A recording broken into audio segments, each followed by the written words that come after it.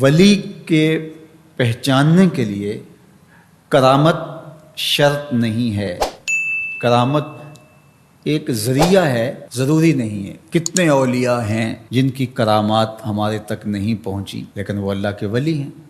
سب سے بڑے ولی اس امت کے صحابہ تھے، ان میں سے کتنے کی کرامات ہمارے پاس پہنچی ہیں لیکن ہم انہیں اللہ کا ولی مانتے ہیں۔ تو یہ کوئی شرط نہیں ہے، شرط ایمان اور تقوی ہے، اور باقی احادیث میں مختلف ان کی علامتیں بتائی گئی ہیں۔ الذین اذا رأوا ذکر اللہ، ایمان اور تقوی سے متصف بندگان خدا کی ایک علامت یہ ہے جب تم ان کی صحبت میں بیٹھو تمہیں خدا یاد آ جائے، اللہ کی یاد آنے لگے۔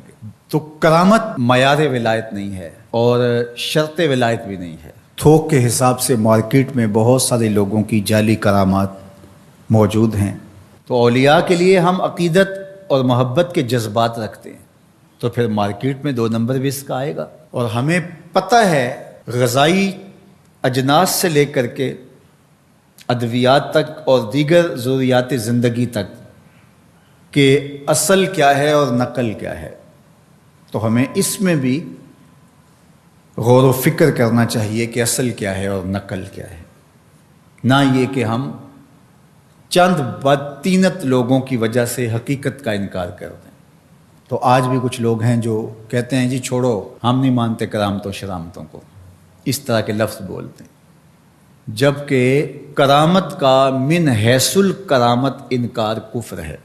اگر کوئی کہے میں کرامت کو ہی نہیں مانتا تو یہ کفر ہے۔ وہ کرامتیں جن کا بیان قرآن مجید میں موجود ہے، جس طرح آصف بن برخیہ کا تخت بلقیس لانا، حضرت مریم سلام اللہ علیہا کے حجرے میں بے موسم پھلوں کا آنا، اصحاب کہف کا 300 سے زائد سال کا عرصہ سوئے رہنا کھائے پیے بغیر، اور رب ان کی کروٹیں بھی بدلتا رہا، یہ قرآن میں مذکور ہے۔ تو اس کا انکار بھی کفر ہے، قرآن کا انکار لازم آتا ہے۔ اگر کسی کرامت کا بیان حدیث متواتر میں ہو تو اس کا انکار بھی کفر ہے، لیکن ایسی کوئی کرامت نہیں جس کا ذکر حدیث متواتر میں ہو۔ البتہ احادیث مشہورہ اور احادیث احاد میں کرامات کا بیان موجود ہے، تو ان کا انکار بھی گمراہی ہے۔ جس طرح وہ 3 لوگ جو غار میں پھنس گئے تھے، انہوں نے پھر دعائیں کی اور پتھر ہٹا۔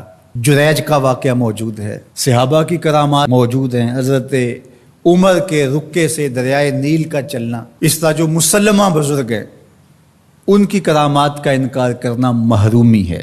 لیکن یہ بات بھی ذہن میں رکھے کہ کرامت اللہ کی طرف سے بندے کو دی جانے والی ایک عزت ہے، لیکن ولی کی زندگی کا مقصود رضائے الہی کی طلب ہے، کرامتوں کی طلب نہیں۔ لیکن عمومی طور پہ ہمارے اسٹیجوں کے اوپر اولیاء کے حوالے سے جو بات کی جاتی ہے، بس آپ سننے کے لیے بیٹھے ہیں اور خطیب صاحب نے کان پہ ہاتھ دھرا اور 2-4 کرامتیں سنائیں اور چلے گئے، معیار بتایا ہی نہ، جس کے نتیجے کے اندر بہت سارے عوام اس سے غافل ہوتے ہیں۔ میں اللہ کا شکر ادا کرتا ہوں کہ ہم نے ہمیشہ اس بات کا التزام کیا ہے کہ لوگوں کے سامنے پوری تصویر رکھیں، کیونکہ مجھے اس بات کا احساس ہے کہ آپ لوگ کتنی محنت کر کے کہاں کہاں سے چل کے آتے ہیں۔ پورے پاکستان میں بلکہ پوری دنیا میں ہم جہاں گئے ہیں، ہمارے سامنے جو لوگ آ کے بیٹھتے ہیں زیادہ تر طبقہ باشعور لوگوں کا ہوتا ہے، تو پھر ہماری ذمہ داریاں اور زیادہ بڑھ جاتی ہیں کہ ہم جو ہے وہ ان کے سامنے وہ بات کریں جو بات کرنی چاہیے۔ اس منبر سے آپ کو وہ چیز نہیں ملے گی جو عوام کی ڈیمانڈ ہوگی، وہ چیز ملے گی جو عوام کی حقیقی ضرورت ہوگی۔ اس پر میں بھی اللہ کا شکر ادا کرتا ہوں، اس پر آپ کو بھی اللہ کا شکر ادا کرنا چاہیے، اور نہ یہ کہ کچھ 2 نمبر لوگوں کے رد عمل میں ہم حقیقت کا انکار کر دیں، جس طرح معتزلہ کر رہے ہیں، اور ایک طبقہ وہ ہے جو رتب و یابس کو قبول کر رہا ہے، اور آپ نے ایسے شخص، ایسے لوگ کہ جو اچھے انسان بھی نہیں ہیں، لوگوں کو دیکھا ہے کہ ان کو ولی مان رہے ہیں اور ان سے اپنی حاجتیں طلب کر رہے ہیں، ان کو ہادی مان رہے ہیں، مرشد مان رہے ہیں۔ وہ شخص جو خود آشنا بھی نہیں ہے، وہ تمہیں منزل آشنا کیسے کرے گا؟ میں کتنے لوگوں کو جانتا ہوں جن کو فہم دین ہی میسر نہیں ہے. یہ میں ان لوگوں کی بات نہیں کر رہا جو منہ دراز ہیں اور بالکل ننگ دھڑنگ ہیں، ان کی بات نہیں کر رہا. جو بظاہر حلیے میں بھی ہیں ان کا فہم دین ہی ناقص ہے. کتنے ایسے علماء کو جانتا ہوں ان کی توحید کا تصور ناقص ہے. تو یہ بدبختی ہوتی ہے. اب وہ کیا کسی کی رہنمائی کریں گے؟ جو خود ڈوب رہا ہے وہ کسی کا ہاتھ کیسے پکڑے گا؟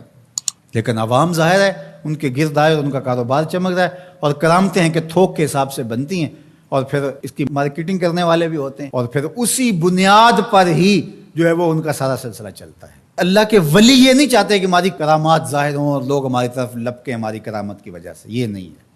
الکرامات حیض الرجال، جس طرح عورتیں ایام مخصوصہ کو چھپاتی ہیں، اللہ کے ولی بھی چھپاتے ہیں. وہ نہیں چاہتے کہ ہم اس حوالے سے جو ہے وہ پہچانے جائیں. باقی دور موجود کے اندر کسی صالح متقی شخص کی کوئی ایسی بات سامنے آئے تو شریعت کے میزان پہ پرکھا جائے.